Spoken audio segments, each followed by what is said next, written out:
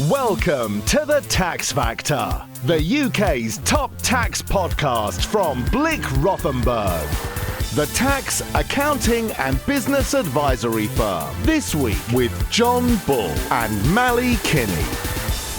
Welcome to The Tax Factor, the UK's top tax podcast. I'm John Bull. And I'm Malli Kini. Welcome back to the podcast, Malli. Well, usually we refer to the week before the spring statement. This time it's officially not a budget, as Rachel Reeves only wants one fiscal event a year, as the calm before the storm. But ever since the budget in the autumn and President Trump's election, or rather re-election, it's felt like the storm before the storm. VAT, IHT, NIC, tariffs and business growth have hardly been out of the news.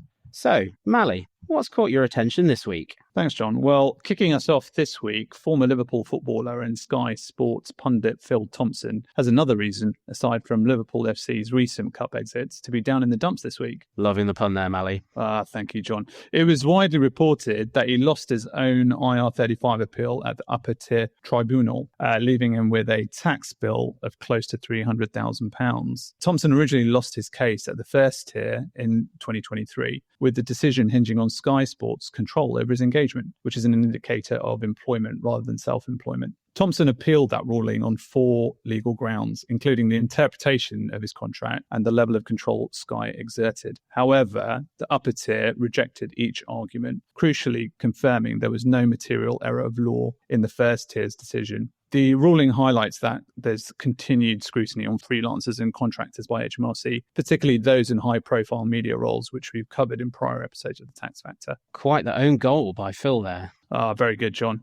Well, you've been looking at some transatlantic tax stories, haven't you, John? What have you found interesting in terms of US tax news then? Yeah, that's right, Malli. On the other side of the pond, US Commerce Secretary Howard Lutnick has let slip that one of President Trump's goals is to eliminate taxes for people earning less than $150,000 per year. That's about £115,000 in the King's money, Malli. This would impact around 93% of Americans aged 15 and over. He also outlined other tax strategies, which include abolishing tax on tips, overtime, and Social Security in its entirety, whilst at the same time implementing significant reductions to individual and corporate taxes. Lutnick told reporters of his belief that major tax cuts could be implemented without causing spiralling national debt through tackling overseas tax fraud, as well as, that recurring theme again, tariffs on foreign nations. Ireland specifically got a call out, with Lutnick referencing a $60 billion surplus as a perceived result of US companies housing their IP there, a perceived overseas tax scam. I wait with bated breath to see how the US books will be balanced if any of those proposals are indeed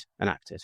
Oh, that's very interesting, John. This is quite the opposite strategy to what we're seeing in the UK in terms of things like a freeze in tax thresholds until April 2028. I know there was also another story from the US that caught your eye this week regarding, I think it was cuts to the IRS workforce, is it? Surely that might impact taxpayer behaviours. Indeed, Malli, it will. It's been well publicised that the current administration wants to cut the IRS workforce by 20% by the 15th of May this year. Officials at the Elon Musk-led Department of Government Efficiency want the IRS commissioner to eliminate some 18,000 jobs across the agency. The largest cuts would be to enforcement and taxpayer services. Critics have warned that it could dissuade people from paying what they owe in US tax and could delay much-needed taxpayer refunds. Senator Ron Wyden commented, "That's a huge gift to wealth tax cheats," adding, unsurprisingly, that it would be harder for the IRS to undertake enforcement. Supporters, however, contend that it gives the IRS an opportunity to rethink its structure and rely more heavily on technology. However, in an embarrassing development for the administration, the IRS is reinstating thousands of very recently fired probationary employees and placing them on paid administrative leave. This follows a ruling last week by a Maryland judge who ordered the reinstatement of some 7,400 new hires who had been fired. Wow, that's quite a lot of movement there, especially with Elon Musk. Anything to do with Elon Musk and what he calls was it DOGE, isn't it? That's the Department of Government Efficiency, is always headline-grabbing news, isn't it? So yeah, taking us back closer to home, we have a David versus Goliath story where 2 UK tax firms have joined forces to take on the behemoth that is Uber, should Uber win its Supreme Court appeal in July. So by way of background, John, Uber contends that all private tax firms should be applying VAT to services nationwide. Now, if successful, a 20% increase to tax fares could be coming for the rest of the UK, as is already charged in the capital. Uber wants to see this VAT charge enforced on every privately hired vehicle outside of London to make it fairer across the board. Other providers contend that the VAT burden imposed on the rest of the industry could create unfair competition across the sector and disregard the long-established structure of private hire firms. So Delta Taxis, which is based in Liverpool, and Vizu, which is based in Cardiff, are preparing for further court action, having previously been successful in 2024 in appealing a high court ruling in Uber's favour, dating back to July 2023. The two taxi firms are attempting to raise £500,000 through the campaign to fund their legal battle, but the costs accrued, if it were to go ahead, could soar into the millions. So in this sort of case, the taxi firms have stated that up to 25,000 self-employed taxi drivers could be forced to close their businesses if this takes place, leading to reduced privately hired taxis available across the UK. So a story to keep an eye on.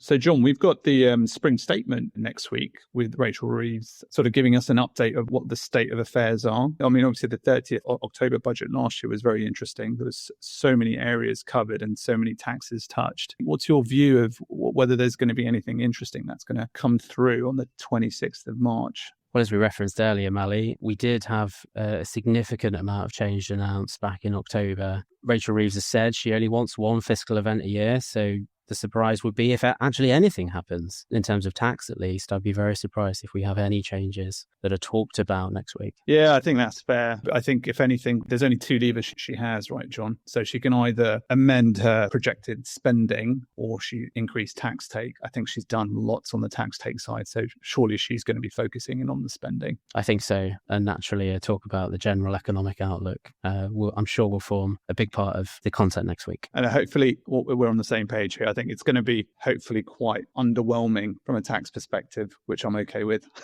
given what we've been dealing with for the last 6 months. So, amen to that, Malli. Amen to that. The Tax Factor from Blick Rothenberg. Finally, we'd just like to mention how thrilled we are to be a finalist in the City AM Awards 2025 for Consultancy and Advisory Company of the Year. We're described as one of the most prolific and insightful commentators on tax policy, with a reputation for providing timely, original, and quotable analysis, drawing on a wide range of talent and expertise from within the firm. Talking of talent and expertise, next week we'll have a special edition of The Tax Factor with Blick Rothenberg CEO Nimesh Shah and Heather Self, who'll be looking at what was in the spring statement and maybe equally importantly, what wasn't in the spring statement. Either way, you'll be guaranteed both will have views on what was announced. It will also be released a day early on Thursday, March 27th, so do look out for it on your regular podcast platform. Remember, if you've enjoyed the podcast, please subscribe and give us a rating or review, and thanks for helping us get into the UK podcast charts. Have a great weekend. Goodbye. That's the Tax Factor. If you enjoyed the Tax Factor, please like, share, and subscribe. Join us again next time on the UK's top tax podcast, The Tax Factor. The Tax Factor is a Blick Rothenberg production. Copyright 2025.